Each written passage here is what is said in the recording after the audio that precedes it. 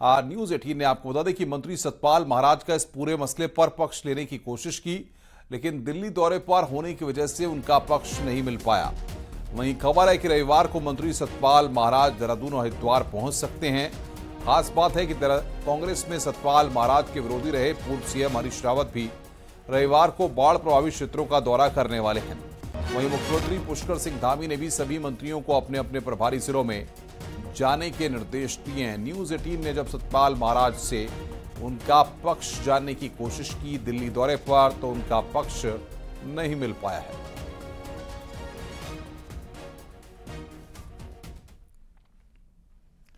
उत्तराखंड में पिछले कुछ दिनों में बारिश और मैदान में बाढ़ से स्थानीय लोगों के लिए स्थिति खराब है और इस बीच सीएम पुष्कर सिंह धामी लगातार सक्रिय रहे हैं। लेकिन सरकार के ज्यादातर मंत्री अपने प्रभार वाले जिलों में जाने से कतरा रहे हैं।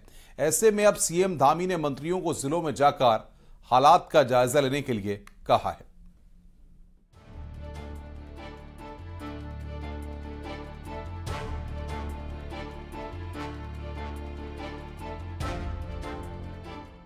ये है पर्यटन मंत्री सतपाल महाराज, जो पिछले 3 दिनों से दिल्ली में हैं और सारे अपडेट सोशल मीडिया में कर रहे हैं।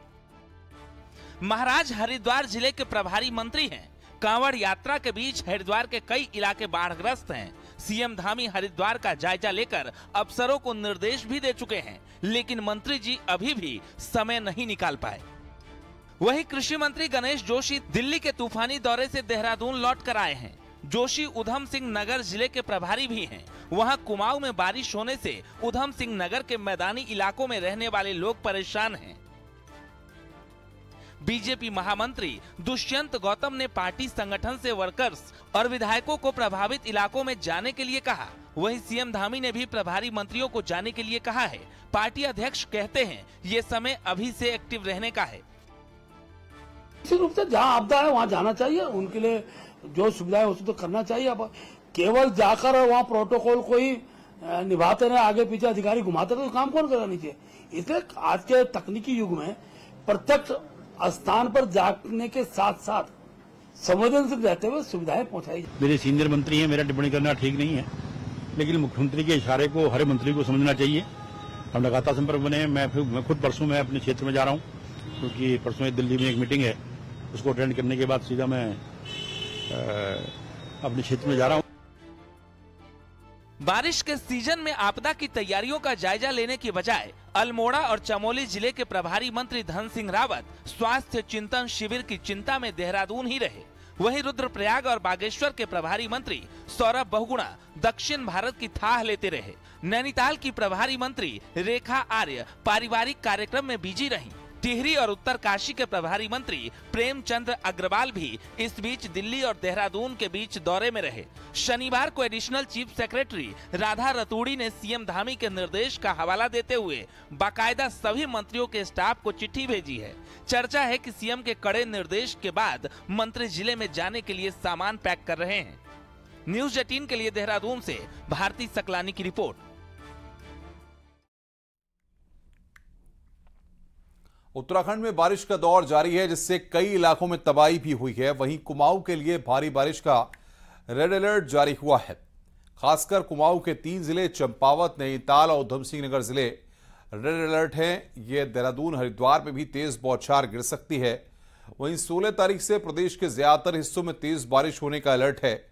कई जगह लैंडस्लाइड जैसी घटना की भी संभावना मौसम केंद्र जता रहा है। पिथौरागढ़ में बारिश से काली नदी चेतावनी लेवल से ऊपर बह रही है। प्रशासन ने नदी किनारे रहने वालों को अलर्ट किया है। वहीं बारिश और लैंडस्लाइड से नैनीताल जिले में 16 रोड बंद हैं और गौला, कोसी और नंधौर नदी डेंजर लेवल पर बह रही है।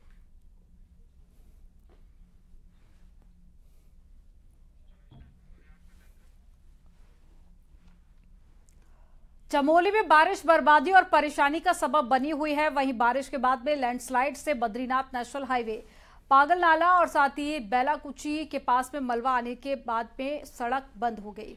वहीं पीपलकोटी के पास भी हाईवे बंद था, जिसे अब आवाजाही के लिए खोल दिया गया है, लेकिन भूस्खलन का खतरा अभी भी बना हुआ है।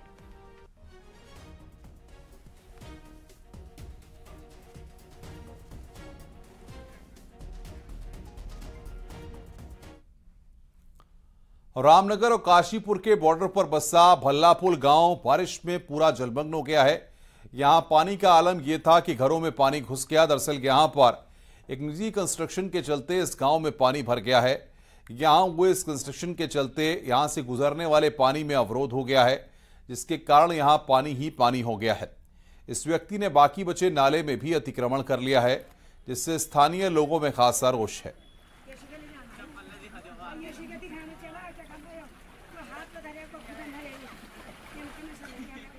खून पसीने का पैसे लगा के यहाँ घर बनाया, हम यहाँ से कहाँ जाएंगे? ना यहाँ रोड है, ना घर जगह है, ना पानी का नाला इसने ये बगा दिया, ना रोड है, कुछ भी नहीं है। हम तो खाली में है, डूब गए हम यहाँ पर। परेशानी क्या बताऊँ भैया, हमको तो हम डूब गए यहाँ पानी में। हमारे घरों के अंदर पानी घुस गया। हमको इतनी दिक्कत हो रही है यहाँ से जाने में। छोटे बच्चे हैं, गोदी में पकड़ो, पीठ में बैग ले जाओ, कैसे हम यहाँ से वहाँ जाएंगे? इस वक्त हम मौजूद हैं रामनगर और काशीपुर के बीच में। एक गांव है, भालापुर गांव है, वहां पर हम मौजूद हैं। यहाँ ये गांव पूरा पानी में डूब गया था। यहाँ पर एक अतिक्रमण बताया जा रहा है। एक जो मकान बना है, आगे एक बिल्डिंग बनी हुई है जिसमें होटल भी है और एक ढाबा भी है।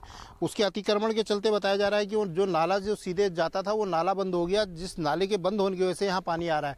आप देख सकते हैं कि पूरे खेतों में पानी है, यहाँ लोगों के घरों में पानी है।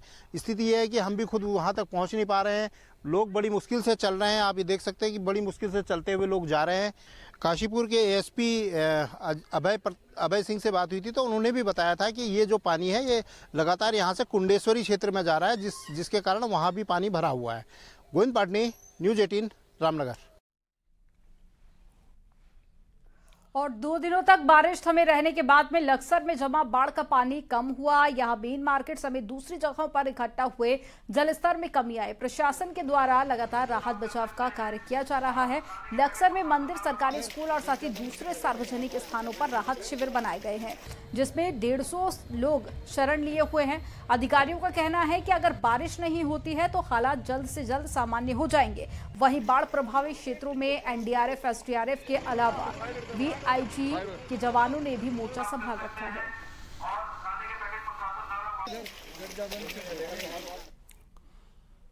उत्तरकाशी में हुई भारी बारिश के बाद ज्ञानसू वार्ड में 7 घरों पर भूस्खलन का खतरा मंडरा रहा है।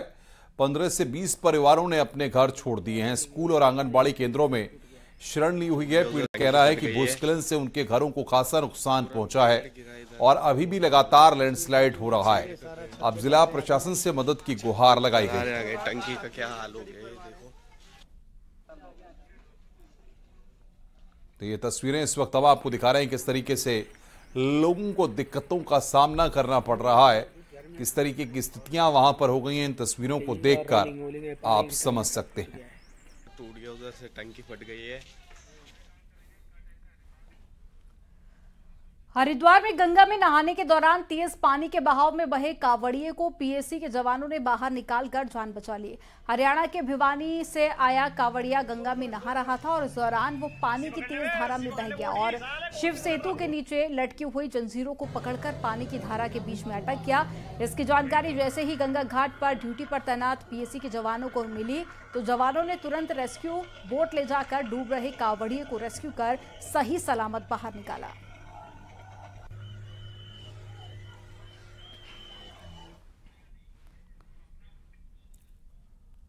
आगे बढ़ते हैं। अंकिता हत्याकांड में पीड़ित पक्ष की ओर से पैरवी कर रहे सरकारी वकील जितेंद्र रावत को केस से हटा दिया गया है। अंकिता के परिजनों की ओर से जितेंद्र रावत को केस से हटाने की मांग की गई थी। इसे लेकर अंकिता के परिजनों ने सरकार से अधिवक्ता को बदलने की मांग की, साथ ही धरना भी दिया। वहीं अब सरकार की ओर से अंकिता भंडारी केस से जितेंद्र रावत को हटा दिया गया है और वहीं सरकार के फैसले पर अंकिता के परिजनों ने सरकार का आभार जताया। अब दूसरे वकील की नियुक्ति की जाएगी।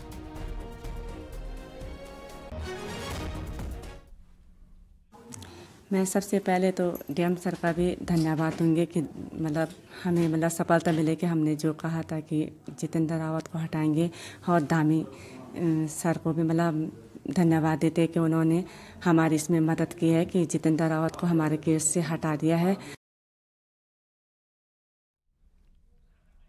भारत जोड़ो यात्रा के बाद में कांग्रेस नेता राहुल गांधी उत्तराखंड में पैदल यात्रा करेंगे और अग्निवीर योजना का सच बताने के लिए उत्तराखंड में कांग्रेस पैदल यात्रा करेगी।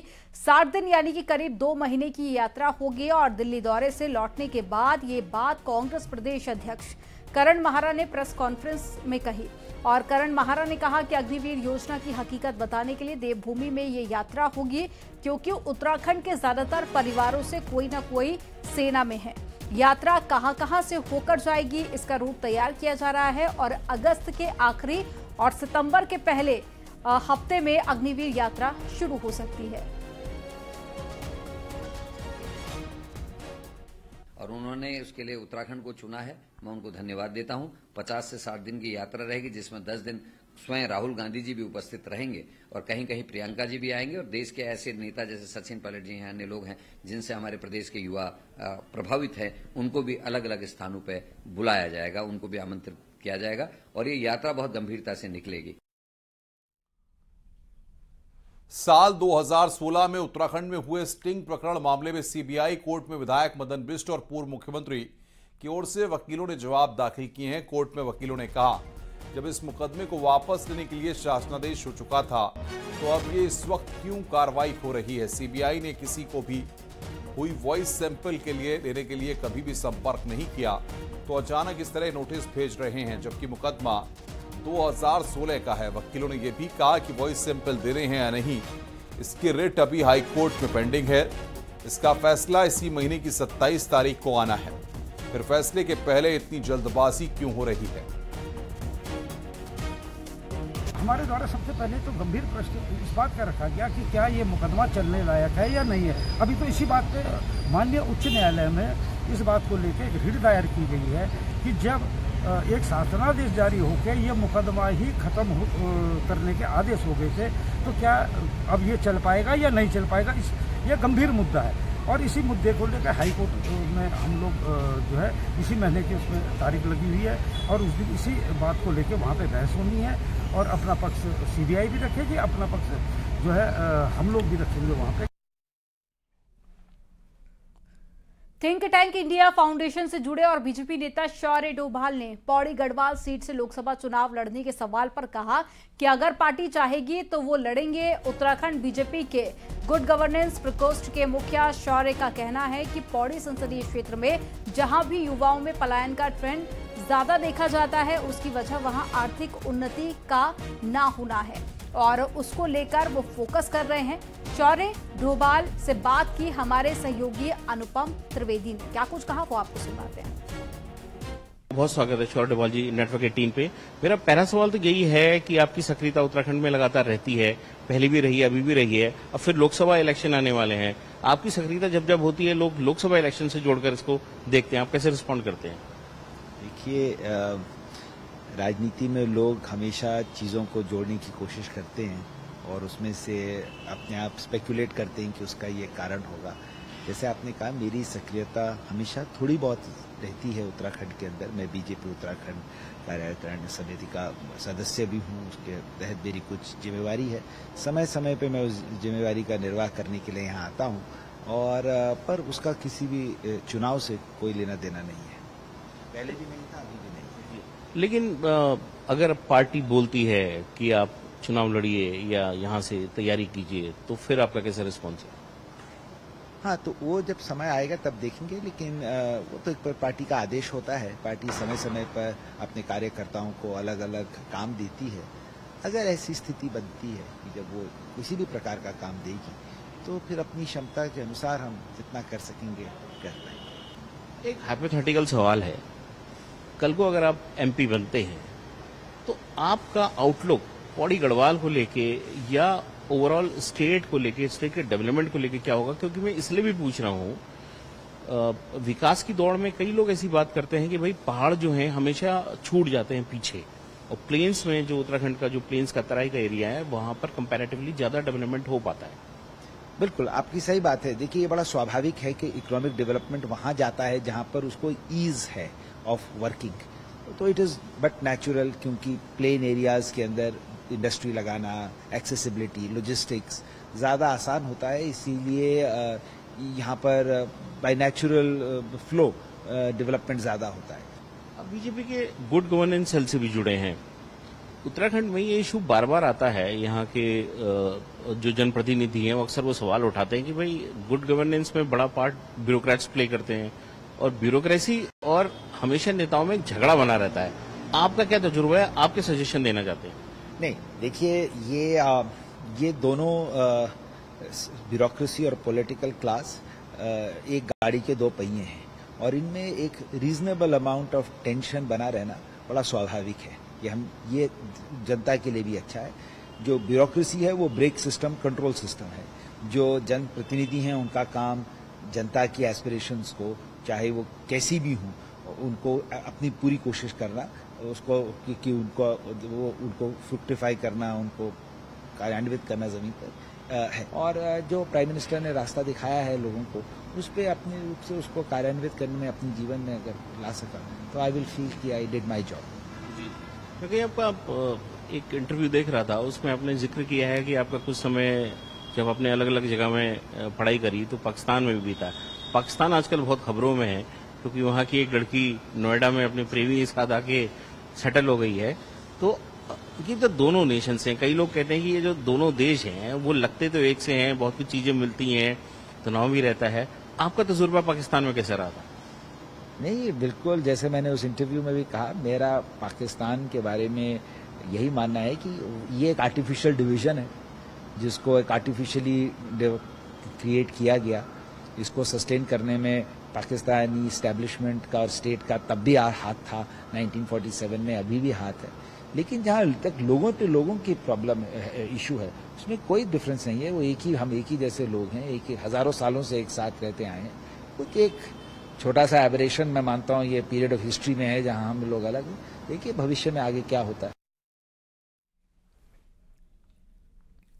रुक रहे हैं यहाँ पर एक ब्रेक के लिए। खबरों का सिलसिला आगे भी जारी रहेगा, आप देखते रहिए न्यूज़ 18।